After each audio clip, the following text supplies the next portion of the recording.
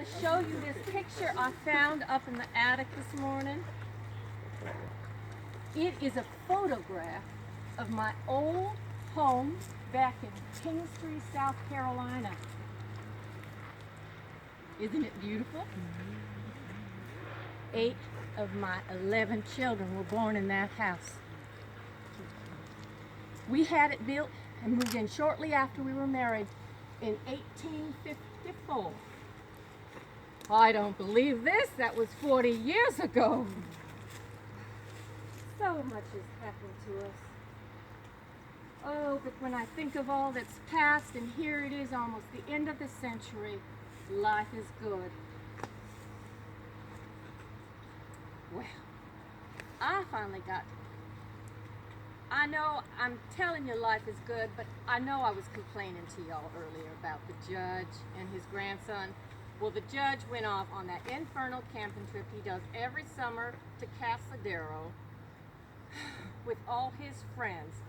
And at least I had the sense to let him go without a fuss. It will be granddad and grandson on the big adventure this year. That's right, Elizabeth's Willie Jr. is 11 now. So while he is gone, I finally got to cleaning out the attic upstairs. Oh, no distractions, you understand? I got to organizing all that stuff and took all my time to do it. So now the work's done and I get to pamper myself with your fine company. Here we are with our tea and our peach pie in the civilized comforts of home where there are no creepy crawlies. Emma, did you like the pie? Well, ladies, we are living like queens while the judge and his grandson are scratching bug bites in a tent. I can just picture those two tromping around in the big redwoods. That man, he loves nature and he thinks he's still a young buck.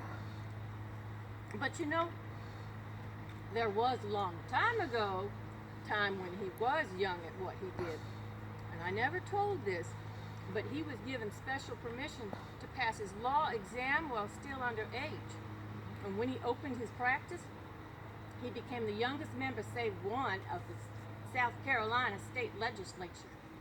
But that's not all. John Presley was the youngest man to sign the South Carolina Articles of Secession. And during the war, he was the same age as many of the men, or if not younger, that he led to battle.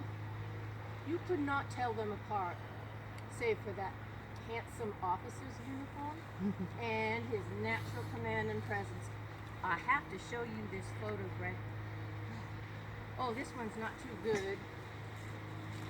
This one's too kind of bad, but see how becoming he is in his Confederate uniform? Now, I know you've been asking me, how did he hurt his arm? And I never tire of telling the story. You see, to some folks, his arm is nothing but a useless appendage. But to my family, it is a badge of honor. John fought for the cause as Lieutenant Colonel of the South Carolina 25th Regiment of Volunteers. He led his regiment through many brave battles. Why, they saw some of the most desperate, destructive conflicts of the war. During the defense of Petersburg, I received word that he had been badly wounded. This was in Virginia, in a place called Walthall Junction on the bank of the Appomattox River. John was shot. He went down on the battlefield. When his compatriots stopped to aid him, he urged them to leave him where he fell and continue the charge. Later, we learned his arm would have to be amputated, but the doctors, in their good wisdom, performed a new medical procedure that saved his arm. Praise the Lord. Well, that's all over now. The war and that ill-conceived reconstruction of our brave South. We tried very hard, but we could not make a decent living. by, what was it, 1869, we knew we had no future, so we pulled up our roots and moved to California. That's right. And we said our goodbyes and our prayers for our little ones left buried in the family cemetery. So that was hard.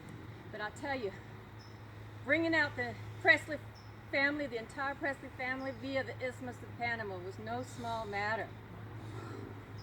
We brought our children, but we also brought John's mother, John's sister, John's 3 brothers, their entire families, all the children, all the in-laws, etc., etc. I want to show you this. This is a lithograph of the steamer Montana, which brought us to San Francisco. Wow.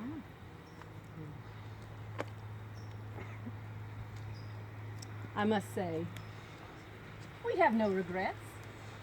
Despite California's extreme devotion to the Union, we Southerners received a warm welcome from the folks here. We settled at first in Solano County, where John practiced as city attorney for Susan City. But at that time, Santa Rosa was the 8th largest city in the state and needed good lawyers, so naturally we moved here. The year was that. Oh, I know. It was the year that they built the First Baptist Church on B Street. Our church, built out of one single redwood tree. And at my urging, John became Baptist church deacon and he was superintendent of the Sunday school. Well, didn't take long for the folks here to recognize he had talent for leadership. And after only 2 years as city attorney, he became elected county judge. But then, of course, all heck broke loose in 1879, and you know why. You know what happened in 1879. We all do, right? Well, the California Constitution happened in 1879, and they reorganized the entire judicial system, establishing superior courts in every county. I know, Mrs. Temple. Let me brag on our husbands a little. You see, Mrs. Temple's husband, Jackson Temple, and my husband, John Gotea Presley, were the first elected Superior Court judges in Sonoma County. And John served 2 full terms in this capacity, and now, of course, he's sharing his practice with Adelaide's husband, Judge Rutledge. Mrs. Keegan, you finished eating so quick, I see you're positively aching for some more of my peach pie. Tell you what, I made 3 of them. You take one home with you. No, Adelaide, there's no more to give away. Third pie's already promised to my good friend Ralphie McDonald from Natchez. I will be visiting her tomorrow for tea.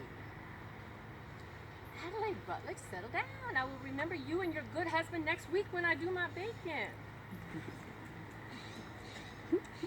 Say, do y'all see out that window there? Have a look. There's a big black rain cloud coming in right at us. I don't believe this. Tomorrow's the 4th of July and it might rain.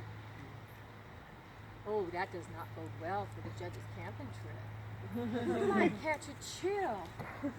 Good thing I packed warm comforters for him and Willie.